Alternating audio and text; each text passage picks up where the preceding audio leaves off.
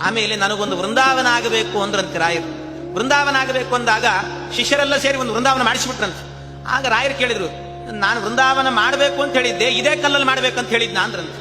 ಅದಕ್ಕೆ ಮತ್ತೆ ಏನ್ ಮಾಡ್ಬೇಕು ಸ್ವಾಮಿ? ಇಲ್ಲ, ಇನ್ನೊಂದು ರಾಮದೇವ್ರ ಕೂತ ಕಲ್ಲಿದೆ, ಅದೇ ಕಲ್ಲಿಂದ ಆಗಬೇಕು ಅಂತ ಮಂತ್ರಾಲಯದ ಹತ್ತಿರ ಇರುವಂತ ಮಾಧವಾರಂ ಕ್ಷೇತ್ರದಲ್ಲಿ ಇದ್ದ ಕಲ್ಲನ್ನು ತರಿಸಿ ಅದರಿಂದ ವೃಂದಾವನ ಮಾಡಿಸಿದ್ರು. ಅಲ್ಲ, ಮತ್ತೆ ಒಂದು ವೃಂದಾವನ ಮೊದಲೇ ರೆಡಿ ಆಗಿದೆ ಅಲ್ಲ, ಅದನ್ನೇನ್ ಮಾಡಬೇಕು? ನನ್ನಿಂದ ಮುಂದೆ ವಾದೀಂದ್ರ ತೀರ್ಥರು ಅಂತ ಬರ್ತಾರೆ, ಆ ವಾದೀಂದ್ರ ತೀರ್ಥರಿಗೆ ಈ ವೃಂದಾವನವನ್ನ ಮಾಡಿ. ಅಷ್ಟೇ ಅಲ್ಲ, ಆ ವೃಂದಾವನ ಎನ್ನುವುದು ನನ್ನ ಪಕ್ಕದಲ್ಲೇ ಇರಬೇಕು ಅಂದ್ರಂತೆ ರಾಯರು. ನನ್ನ ಪಕ್ಕದಲ್ಲೇ ಯಾಕಿರಬೇಕು ಅಂದ್ರೆ ಬಹಳ ಜನರಿಗೆ ಗೊತ್ತಿಲ್ಲ. ನಾವು ಪ್ರದಕ್ಷಿಣೆ ಮಾಡುವಾಗ ರಾಯರಲ್ಲಿ ಮಂತ್ರಾಲಯದಲ್ಲಿ ರಾಯರ ಜೊತೆಗೇನೆ ವಾದೀಂದ್ರರಿಗೂ ಮಾಡ್ತೀವಿ. ನಾವು ಯಾಕೆ ಮಾಡ್ತೇವೆ ಅಂದ್ರೆ ರಾಯರು ಹೇಳಿದ್ದಾರಂತೆ, ಯಾರ್ಯಾರು ರಾಯರ ಸೇವೆ ಅಂತ ಮಾಡ್ಲಿಕ್ಕೆ ಹೋಗ್ತಾರೋ ಅವರೆಲ್ಲರ ಸೇವೆಯನ್ನ ನೋಡ್ಕೊಳ್ಳೋ ವ್ಯವಸ್ಥೆ ವಾದೀಂದ್ರ ತೀರ್ಥರದಂತೆ. ಅದನ್ನ ನೋಡ್ಕೊಳ್ತಾರಂತವ್ರು, ಯಾವಾಗ್ಲೂ ನೋಡ್ತಿರ್ತಾರೆ. ಅದಕ್ಕೆ ಹೇಳಿದ್ರಂತೆ, ಎಲ್ಲಾ ಸೇವೆ ಆದ ನಂತರ ವಾದೀಂದ್ರ ತೀರ್ಥರಿಗೆ ಒಪ್ಪಿಸಿ ಹೋಗ್ಬೇಕಂತೆ.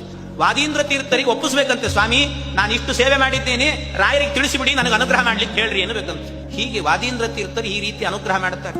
ಎಷ್ಟು ಅನುಗ್ರಹ ಅಂದ್ರೆ ಒಂದೇ ಮಾತಲ್ಲಿ ಹೇಳಬೇಕು ಅಂತಂದ್ರೆ, ದೇವಲೋಕಕ್ಕೆ ಆಗಬೇಕಾದ್ರೆ ಒಂದೇ ಕಲ್ಪವೃಕ್ಷ, ದೇವಲೋಕಕ್ಕಿರುವ ಕಲ್ಪವೃಕ್ಷ ಒಂದು, ಆದ್ರೆ ಭೂಲೋಕಕ್ಕಿರುವಂತಹ ಕಲ್ಪವೃಕ್ಷ ಎರಡು ಕಲ್ಪವೃಕ್ಷ ಇದೆ ಅಂತ.